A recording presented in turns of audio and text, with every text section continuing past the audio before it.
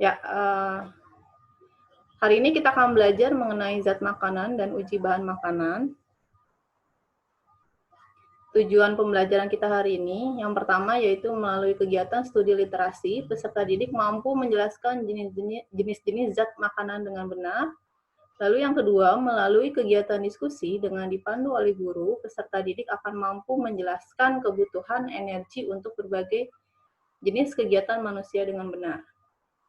Dan yang ketiga, melalui kegiatan praktikum dengan dipandu LKPD 1, peserta didik akan mampu mempraktekkan uji kandungan nutrisi berbagai bahan makanan dengan prosedur yang benar.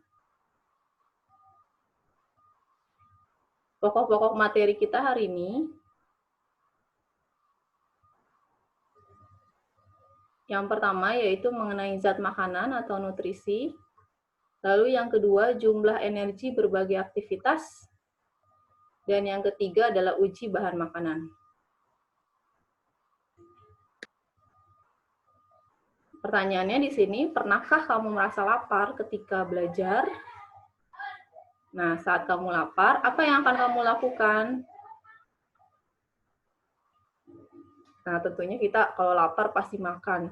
Lalu menurutmu mengapa kita butuh makan dan apa sebenarnya yang terkandung dalam makanan sehingga setelah memakannya kita dapat melakukan berbagai aktivitas? Nah, ayo kita pelajari materi ini dengan penuh semangat.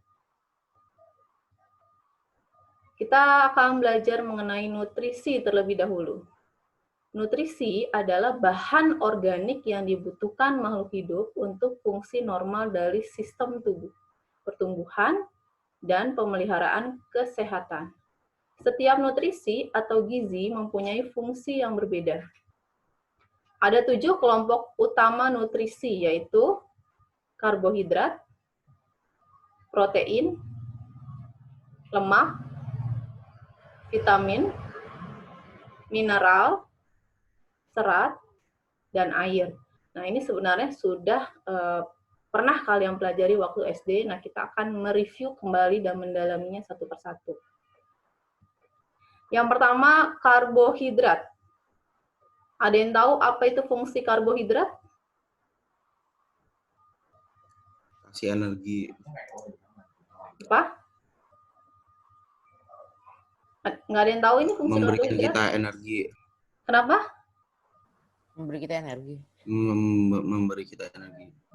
Iya, energi ya. Karbohidrat itu fungsinya sebagai sumber energi. Nah, karbohidrat ini dapat diperoleh dari berbagai makanan seperti beras, kentang, jagung, singkong, gandum, selai, gula, madu, dan sirup. Jadi sumber-sumber karbohidrat ini biasanya adalah bahan makanan pokok.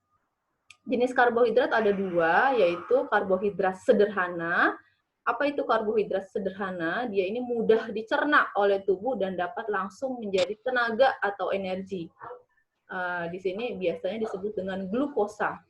Nah, karbohidrat sederhana ini dapat ditemukan pada susu, buah-buahan, madu, sirup, selai, dan agar-agar. Sedangkan yang kedua adalah karbohidrat kompleks. Nah, karbohidrat kompleks ini harus diolah menjadi karbohidrat sederhana terlebih dahulu agar dapat diproses menjadi energi. Nah, karbohidrat kompleks ini biasanya disebut dengan amilum dan dapat ditemukan di dalam roti, sereal, kentang, pasta, beras, dan biji-bijian lainnya.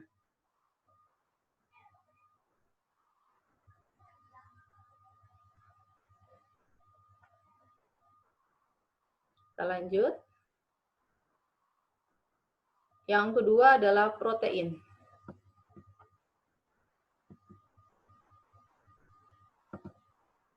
Di sini protein berguna sebagai zat pembangun tubuh. Maksudnya apa? Dia fungsinya protein itu adalah untuk pertumbuhan, perkembangan, dan mengganti sel-sel tubuh yang telah rusak. Jadi kenapa kita bisa tumbuh tinggi? Ya? Kenapa? Tadi yang kompleks itu nama lainnya apa ya? Karbohidrat kompleks. Nama lainnya amilum. Makasih, Bu. Ya. Oke, kita lanjutkan ya. Di sini protein tadi untuk pertumbuhan dia dan mengganti sel-sel yang rusak. Nah, di sini manusia dapat memperoleh protein dari dua sumber, yaitu dari hewan dan tumbuhan. Protein yang berasal dari hewan itu disebut dengan protein hewani. Contohnya apa? Ada daging, dari ikan, dari unggas, ayam, bebek, keju, susu, dan telur. Putih telurnya ya. Sedangkan protein yang berasal dari tumbuhan disebut dengan protein nabati. Contohnya ada sumbernya dari kacang-kacangan. Contohnya kacang kedelai yang berfungsi untuk bahan baku pembuatan tempe dan tahu. Lalu yang ketiga, zat makanan berikutnya adalah lemak. Di sini lemak berfungsi sebagai cadangan energi. Jadi, jika persediaan karbohidrat habis di dalam tubuh kita, barulah lemak digunakan sebagai penggantinya. Nah, lemak di sini menghasilkan energi paling besar, yaitu sebanyak 9 kalori, 2 kali lebih banyak daripada karbohidrat dan protein. Selain sebagai cadangan energi, lemak juga dia akan menyalurkan atau melarutkan vitamin ADEK. ADEK itu artinya vitamin A, vitamin D, vitamin E, dan vitamin K. Nah, lemak dibagi menjadi dua jenis, ada lemak jenuh dan lemak tak jenuh. Lemak jenuh itu adalah lemak yang berasal dari hewan, contohnya ada mentega dan gaji. Sedangkan lemak tak jenuh berasal dari tumbuhan dan berbentuk cair. Contohnya adalah minyak sawit, minyak kedelai, minyak jagung. Itu untuk pembagian lemak menjadi dua jenis. Jadi kalau di tubuh kita glukosanya sudah habis, barulah lemak yang akan digunakan sebagai sumber energi. Kemudian zat makanan berikutnya adalah vitamin. Nah, tadi untuk karbohidrat, protein, dan lemak itu dia harus mengalami proses pencernaan di dalam tubuh kita. Sedangkan untuk vitamin ini langsung diserap oleh tubuh, tidak mengalami proses pencernaan. Nanti ada vitamin, mineral, sama air. Nah, kita bahas yang vitamin dulu. Vitamin ini berfungsi sebagai zat pengatur dan pelindung tubuh dari berbagai penyakit. Vitamin juga berfungsi menjaga metabolisme tubuh. Apa itu metabolisme? Yaitu sejumlah reaksi kimia yang mendorong aktivitas sel. Ada 6 jenis vitamin, yaitu vitamin A, B, C, D, E, dan K. Nah, di sini vitamin kita bisa peroleh biasanya sumbernya banyak terdapat di sayuran dan buah-buahan. Vitamin dibagi menjadi dua jenis, ada yang larut dalam air dan ada yang larut dalam lemak. Yang larut dalam air itu adalah vitamin B dan C, sedangkan yang larut dalam lemak adalah vitamin A, D, E, dan K. Nah, ini kalian bisa lihat tabelnya, 6 jenis vitamin tadi, beserta manfaatnya apa, dan sumber makanannya dari mana aja. Vitamin A, ini pasti kalian sudah dibahas waktu SD. Vitamin A itu untuk kesehatan mata, vitamin B itu biasanya untuk menghasilkan sel darah merah, vitamin C biasanya untuk menjaga kesehatan jaringan tubuh biar nggak sariawan. Kalau vitamin D itu tulang dan gigi ya, menguatkan tulang dan gigi dan membantu tubuh menyerap kalsium pembentuk tulang. Kalau vitamin E itu melindungi tubuh sebagai antioksidan dan membantu melindungi sel dari kerusakan. Kalau vitamin K itu untuk proses pembekuan darah, biasanya berhubungan nanti peranannya dengan trombosit. Sumber-sumbernya juga kalian bisa lihat, ada banyak sekali sumber makanan yang mengandung berbagai jenis vitamin. Lalu selanjutnya yaitu mineral. Nah, di sini mineral tidak dapat dihasilkan oleh tubuh, dan mineral diperlukan tubuh dalam jumlah yang sedikit tapi fungsinya penting. Yaitu fungsi mineral bagi tubuh adalah untuk melancarkan semua proses yang terjadi dalam tubuh. Nah, beberapa macam mineral yang dibutuhkan tubuh, contohnya adalah kalsium, zat besi, fosfor, yodium, dan fluor. Ini tabelnya, berbagai jenis mineral, fungsinya, dan sumbernya itu dari mana aja. Ya, tadi ada kalsium untuk proses pembentukan gigi, fosfor untuk kontraksi dan relaksasi otot, potasium atau kalium, keseimbangan air di dalam sel, natrium itu menjaga cairan di dalam jaringan sel, Fe atau besi itu penyusun hemoglobin atau pada sel darah merah ya, hemoglobin. Iodium itu sumber hormon tiroksin dan merangsang metabolisme, dan seng itu menjaga kekebalan tubuh, mata, dan menghambat virus. Ibu, Ya, di dalam tubuh kita itu ada zat besi dong. betul sekali. Lanjut ya, serat. Nah, serat ini dia fungsinya untuk membantu proses penyerapan air di usus besar. Nah, jika kadar serat makanan kita kurang, ini sisa makanan akan kurang menyerap air sehingga menjadi padat, keras, dan sulit dikeluarkan. Nah, ini yang disebut dengan penyakit sembelit atau konstipasi. Jadi kalau kita susah buang air besar, sekalinya BAB itu keras dan sakit, nah ini berarti ciri-ciri dari konstipasi atau sembelit, yaitu kekurangan serat. Sumber serat itu apa sih yang untuk mempermudah proses pencernaan? Yaitu dari sayur-sayuran dan buah-buahan. Jadi harus banyak makan sayur sama buah ya, dia berfungsi sebagai serat dan juga banyak kandungan vitamin dan mineralnya. Kemudian yang terakhir adalah air. Di sini air adalah zat yang memegang peranan penting karena 75% dari tubuh manusia itu terdiri atas air. Orang dewasa membutuhkan kira-kira 2,5 liter air setiap hari. Nah, di sini di dalam tubuh air berfungsi untuk apa aja? Yang pertama, membantu proses pencernaan makanan, lalu melarutkan zat-zat dalam tubuh tadi, vitamin B dan vitamin C, lalu mengatur suhu tubuh kita, dan apabila kekurangan air, kita akan terasa lemes ya, dehidrasi. Nah, air juga dapat diperoleh dari bahan makanan, contohnya adalah buah ya. Itu adalah fungsi air yang sangat penting. Ya, selanjutnya kita akan bahas mengenai jumlah energi di berbagai aktivitas. Setiap hari kita melakukan suatu pekerjaan atau aktivitas yang membutuhkan energi. Nah, satuan energi itu adalah joule atau bisa juga menggunakan kalori. Kalori didapat tubuh dari makanan dan minuman yang masuk ke dalam tubuh melalui proses panjang di dalam tubuh. Tanpa kalori yang cukup, kita akan kesulitan untuk melakukan berbagai aktivitas hidup sehari-hari. Nah, satu satuan kalori itu disingkat kal, biasanya menunjukkan jumlah energi yang dibutuhkan untuk menaikkan suhu 1 gram air sebesar 1 derajat Celcius. Nah, biasanya ada satuan lagi yaitu kakal atau 1 kilokalori. Nah, 1 kilokalori itu sama dengan 1000 kalori atau sama dengan 4200 joule. Nah, ini adalah contoh berbagai jenis aktivitas yang kebutuhan kalori per jamnya itu beda-beda.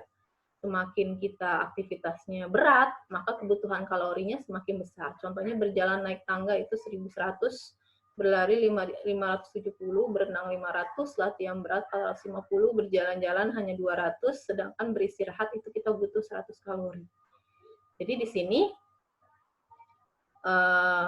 sebentar sebelum masuk uji makanan, Ibu jelaskan jumlah energi dulu dari berbagai aktivitas. Jadi ini tergantung dengan berat atau ringannya aktivitas kita sehari-hari. Jadi kebutuhan kalori setiap orang itu berbeda-beda. Contohnya pekerja keras seperti pekerja bangunan, ya itu dia butuh kalorinya lebih besar dibandingkan pekerja kantoran, atau dibandingkan misalkan kita yang hanya misalkan lagi WFH gini hanya duduk-duduk saja, berarti itu kebutuhan kalorinya akan berkurang. Nah, jadi yang disebut dengan keseimbangan energi, nah itu berarti jika kalori yang masuk ke tubuh kita itu seimbang atau sama besar dengan kalori yang keluar dari tubuh kita. Berarti makanan jumlahnya harus sama dengan energi yang terbuang karena aktivitas. Nah, ini akan menyebabkan berat tubuh kita akan tetap tidak naik atau tidak turun. Sedangkan kalau jumlah kalori yang masuk kita makannya banyak, tapi aktivitasnya sedikit, nah itu akan menyebabkan berat badan kita naik. Lalu lawannya kalau kita makannya dikit atau jumlah kalorinya sedikit yang masuk ke tubuh, tapi aktivitas kitanya banyak, nah itu akan menyebabkan tubuh kita nanti akan turun berat badan. Lalu uji, kenapa? Ada yang mau bertanya? Kalau berat badan itu apa ini nggak ada kaitannya nggak kalau misalkan berat badannya lebih besar gitu, kalorinya yang dibutuhkan lebih gede gitu? Tidak, kalau kalori itu dari aktivitas. Jadi kalian harus menyeimbangkan jumlah kalori yang masuk diseimbangkan dengan aktivitas. Jadi kalau sebenarnya ini bisa kita lakukan kalau mau program diet ya, ini kita tinggal atur kalorinya saja. Disesuaikan dengan aktivitas kita. Kalau kita misalkan mau nurunin berat badan nih, berarti makannya sebenarnya biasa aja, wajar, tapi kegiatannya yang lebih, misalkan olahraganya lebih dilamain atau diperberat, nah itu akan menurunkan kalori dalam tubuh kita atau sumber energi. Jadi nanti berat badan kita turun itu. Bergantung jenis aktivitasnya ya, Andrew. Oke, Bu. Ya, jadi nanti apa akibatnya kalau kita makan banyak, kalorinya numpuk di tubuh, tapi nggak dikeluarin energinya dalam bentuk aktivitas. Nah, itu akan menyebabkan terbentuknya lemak yang tadi sebagai cadangan energi di tubuh. Lemak itu biasanya dia ditaruhnya di bawah kulit ya, di lengan, di pipi, di perut itu. Maka itu yang menyebabkan biasanya menjadi obesitas ya. Lanjut. Kita masuk ke materi berikutnya, uji bahan makanan.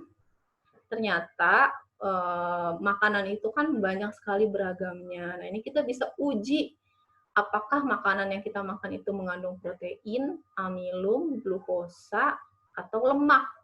Nah, ini ada 3 reagen yang akan kita gunakan, yaitu Lugol pertama. Lugol. Kita biologi akan ada praktek nggak? Iya, nanti Ibu akan menugaskan kalian praktikum sederhana di rumah masing-masing. Sama Ibu akan memperlihatkan video uji makanan ya.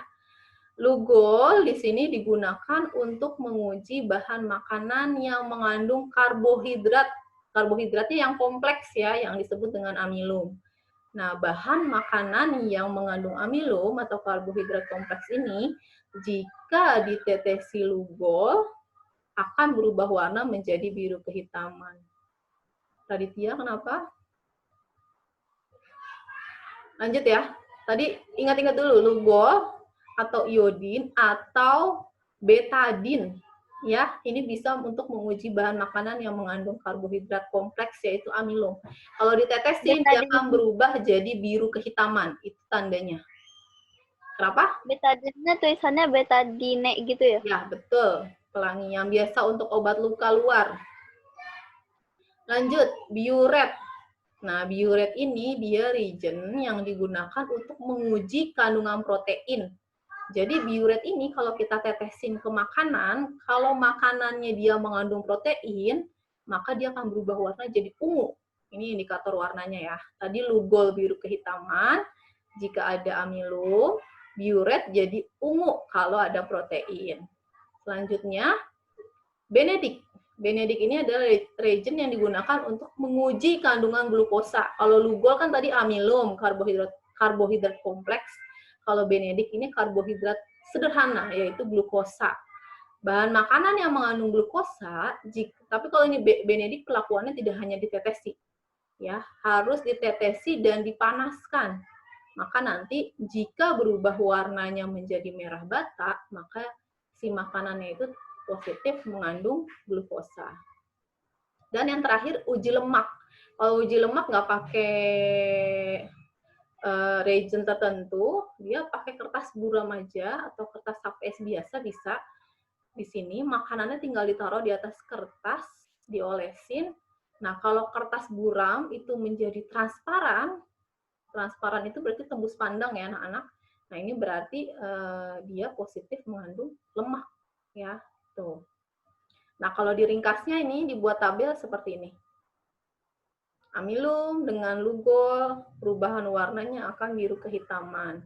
Protein dengan biuret akan berubah menjadi warna ungu. Glukosa dengan Benedik akan berubah warna menjadi merah bata.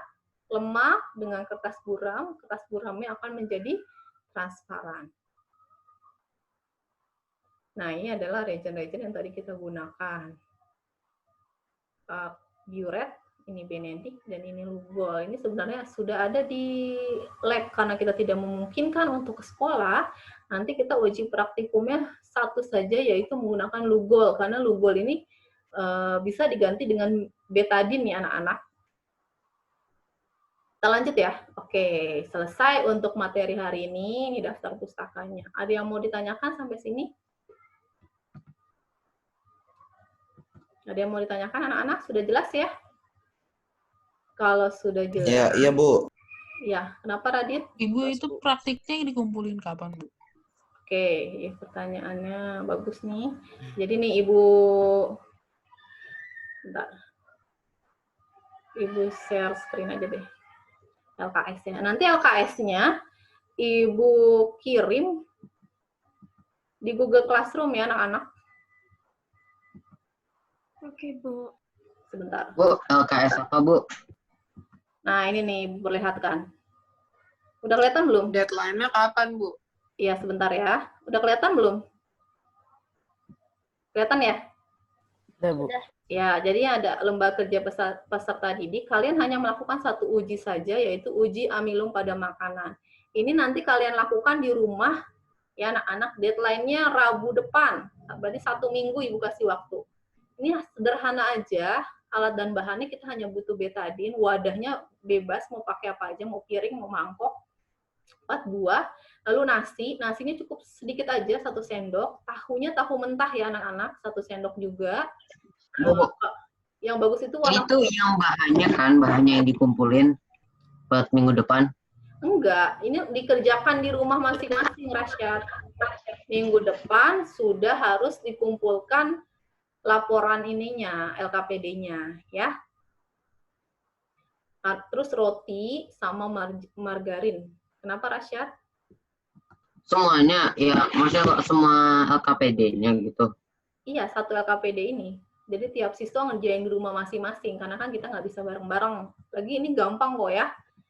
Langkah Ibu itu kerjanya roti ini. sama margarinnya ada itunya nggak apa? Kayak produknya kayak mereknya yang apa Nggak yang usah. bagus? Bebas, yang penting margarin.